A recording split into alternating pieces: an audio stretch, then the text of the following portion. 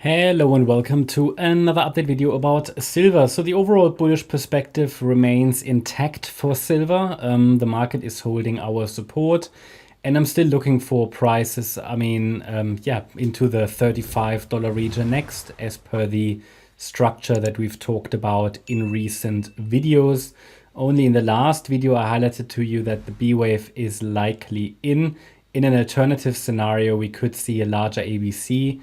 But I think I'm going to take that off the chart. That B wave is now way too high. We'll observe how it unfolds on Monday now, but it's looking really good for silver overall at the moment. Yeah. Looking at the support area, I am going to adjust that now higher. This is sort of our micro support area that I'm going to move with the price. It is possible that we are still working on a wave one. Okay, so it's simply just extending. In the metals, the fifth waves like to extend. So summary is we have completed an A wave rally into the April highs, B wave pullback, and we're now in the C wave rally to the upside. Of a larger degree, third wave. We're dealing with an overall diagonal pattern here, by the way. And overall, as I said before, 2024 is likely going to be the year for the metals.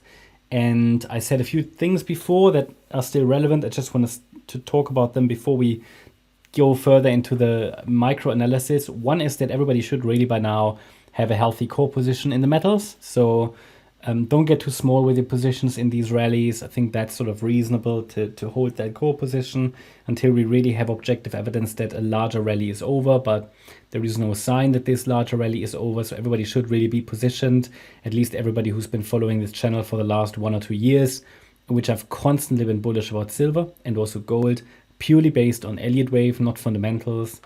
Then the pullback, a pullback will show when it shows.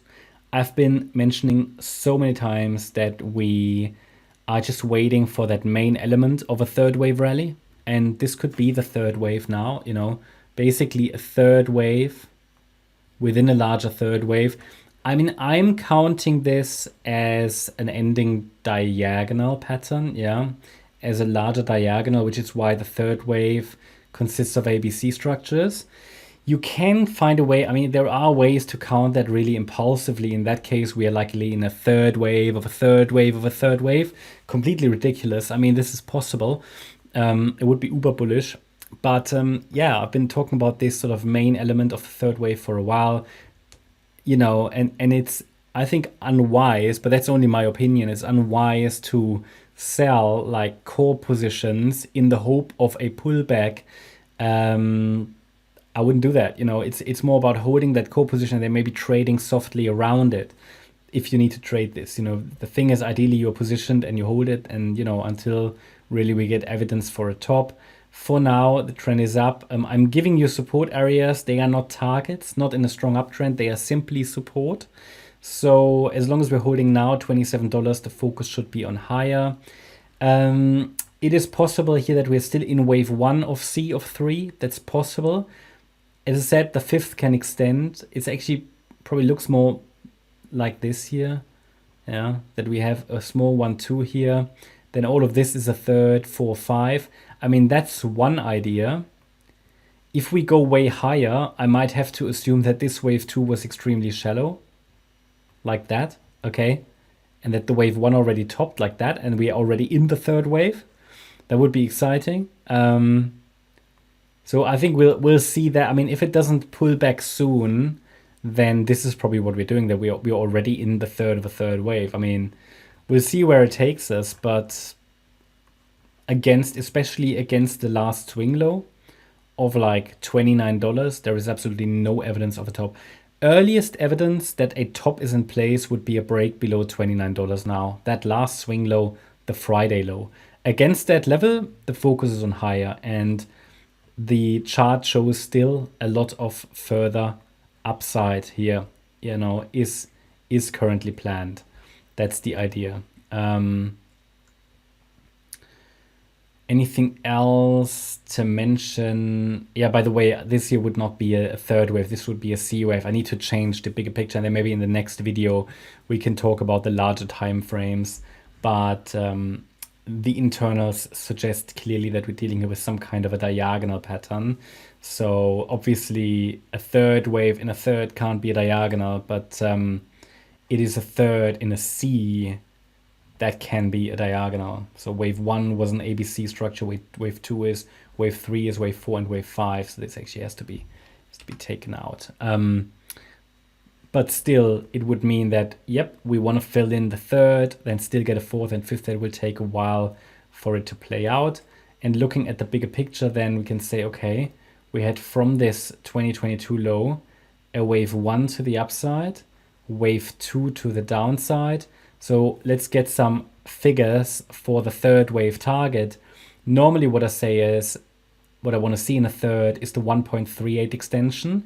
So that means $36. Let me just double check something. Okay, so these are resistances. Okay, so 34, that is technically like the minimum that I normally accept for a third, but that doesn't really fit with the internals. But just be aware that this could be a first key resistance. Then we've got $36 as first ideal target for the third.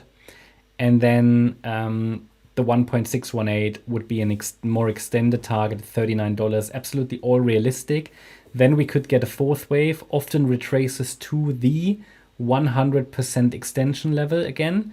So we talk here about $31 in that main fourth wave, maybe even a little lower. And then the fifth could still send us higher, possibly to the 1.786 or even the 200% extension, where we're talking about like $46 or something like that.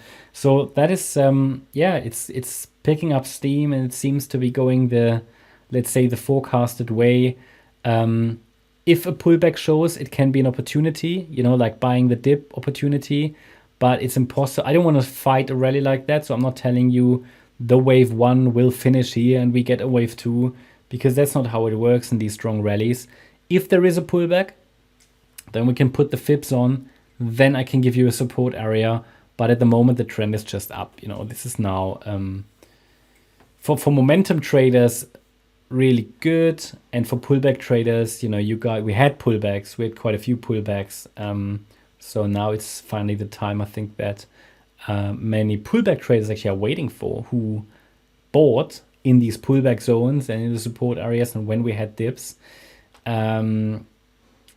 And now it's a time to sort of enjoy, right? Lean back and enjoy and see where that third wave takes us. I really would like to get that third wave there minimally hit to the, 34, as I said, is sort of the minimum, but I would really like it to get to 36, possibly even 39. Yeah, I'll keep you updated about silver. Hope you liked the update. If you did, please hit the like button, leave a comment and subscribe. And if you're interested in daily updates about the S&P 500, as well as regular updates about stocks, then feel free to check out our stocks and S&P 500 service. You'll find the link in the description. Thanks a lot for watching. Bye-bye.